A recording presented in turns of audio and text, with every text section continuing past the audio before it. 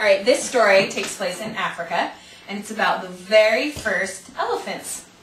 And back at the beginning, before we had all the elephants that we have today, there was an elephant family. And this elephant family, they had short, stubby little noses, not like the elephants that we have today, that we see at the zoo.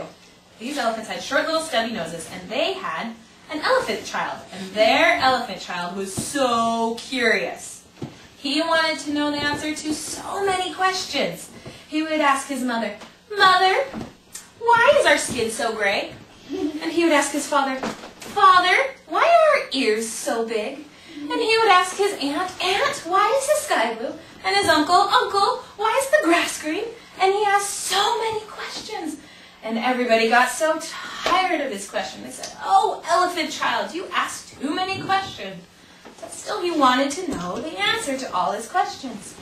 He asked his aunt, the ostrich, "Aunt, how come your tail feathers sit the way they do?" And she said, "Well, elephant child, you don't ask questions like that. You're too curious for your own good." And she walked off. He didn't get the answer to his question. He still wanted to know because he was so curious. And he asked his uncle, "Uncle," and his uncle was the baboon. He said, "Uncle Baboon, how come you're so hairy?" And his uncle said, "Oh, you don't ask questions like that. You're too curious. It's gonna get you in trouble someday." "Well, I just want to know." "Oh, don't ask so many questions." And he walked off. One day, all his aunts and uncles were sitting out in the hot sun, and they were just so hot, and they couldn't do anything because they were so tired. So they're all sitting out, and the elephant child was laying there looking at the sky, looking at the clouds, and he was just thinking. He was thinking of more questions to ask everybody. And so he was sitting there, and he said, "Everybody, what does a crocodile have for dinner?" And everyone said, "Oh, don't ask that question. Shh, we don't ask those kinds of questions." He said, "But I want to know. What does a crocodile have for dinner?" "Shh, elephant child, you're going to get in trouble if you ask those kind of questions."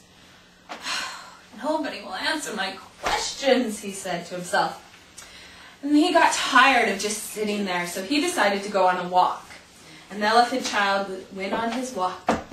He was big, elephants are pretty big. And as he was going on his walk, he saw his uncle, the kola kola bird, and his uncle was sitting in the thorn bush. And he said, "Uncle, maybe you'll answer my question. What does the crocodile have for dinner?" And his uncle said, "Oh, kola kola kola, kola kola kola, you don't ask those kind of questions." "Oh, but I really want to know. What does a crocodile have for dinner?" "Oh, kola kola kola, you have to ask the crocodile that. Go to the banks of the great green, gray, greasy Limpopo River to find the answer. Kola kola kola kola." And he flew away. Elephant child said, "But wait, where?" "Well, I guess I could go to the banks of the great green, gray, greasy Limpopo River." And so the elephant child went home to his mom and dad and said, "Mom, let's go to the banks of the great green, gray, greasy Limpopo River and find out what the crocodile has for dinner." And his mother said, "Elephant child, I've told you, don't ask so many questions. This is a question that will get you in trouble." "But I really want to know, Mom." "No, elephant child, you mustn't ask that question." And the elephant mother sent her elephant child off to bed. And the elephant child laid there in bed and he said, "Well, if I gather enough sugarcane and enough melons, I can go to the banks of the great green, gray, greasy Limpopo River all by myself, and I'll ask the crocodile." And so he made the plan, and the next morning he got up really early before the sun rose, and he gathered up sugarcane, and he gathered up some melons, and he got started. And he walked, and he walked, and it was such a long journey that he ate all his sugarcane, and he ate all of his melons, and pretty soon he didn't have any more food, but he was still hungry. So he kept walking. He saw a banana tree, but he couldn't get the bananas. It was just too far up for him, so he had to keep walking. And finally, he found the banks of the great green, gray, greasy Limpopo River. And as he walked up to the banks, he saw a big rock. And on the rock, coiled up, was a python snake. And he said, "Excuse me, sir." "Yes," said the python. Will you tell me what a crocodile has for dinner?" "Oh, elephant child, you mustn't ask that question." And the python slithered off. The elephant child said, "Wait, nobody will answer my questions." And the elephant child sat down right on the banks of the river. And as he sat there, he was thinking, how will I find out what a crocodile has for dinner? And so he was sitting there, and he saw a log next to the river. And he started looking at the log, and suddenly the log opened an eye. "What?" the elephant child said. And he looked closer, and the log opened its other eye. And it looked right at the elephant child. You see, the elephant child had never seen a crocodile before. He didn't know what they looked like.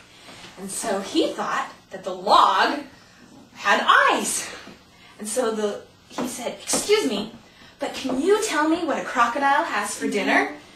And the log said to him, "Well, I am the crocodile, and I will tell you what I have for dinner if you come closer." And so the elephant child went a little bit closer. He said, "Come closer, and I will whisper it in your ear." So the elephant child got even closer, and he bent down so close that his nose was just about touching the crocodile. And he said, "Yes, please tell me what you have for dinner. I've come so far to find out." And he leaned closer. Snap! The crocodile got the elephant child's nose in his mouth. And the elephant child said, "Oh, let go, it hurts. And the crocodile said, "Today I will have elephant child for dinner." And the crocodile pulled, and the elephant child pulled. He said, "Let go, it hurts." And as he pulled and pulled, and the crocodile pulled and pulled, his nose started stretching. And it got longer and longer the more and more they pulled. And the elephant child said, "Oh, please, ouch, you're hurting me, let go." And soon the elephant child heard and the python was coming. He said, "Elephant child, I told you not to ask the crocodile. Now I must help you." And the python coiled around the elephant child and started pulling with him. And with the python and the elephant child both pulling, and the crocodile pulling, soon the elephant child and the python were stronger than the crocodile, and splat went the crocodile back into the river. "Oh," he said, and he swam away. And the elephant child was sitting there. "Oh, my nose, my poor nose," because it had been stretched out so far. And he sat on the banks. He said, "Whatever shall I do?" And the python looked at him and said, "Well, maybe we can wrap it in banana leaves, and it will shrink back." So they wrapped his nose up in banana leaves, and they waited, but his nose didn't shrink. It just stayed long. And so the elephant child said, "Well, my mother and my father must be wondering where I am." So he got up and he started walking home again. It was a long walk, and soon he got really hot. And he looked up, and there was a big palm tree. He said, "Oh, if only I could reach those leaves, then I could pull them down and fan myself." So he said, "Wait a second, this nose of mine."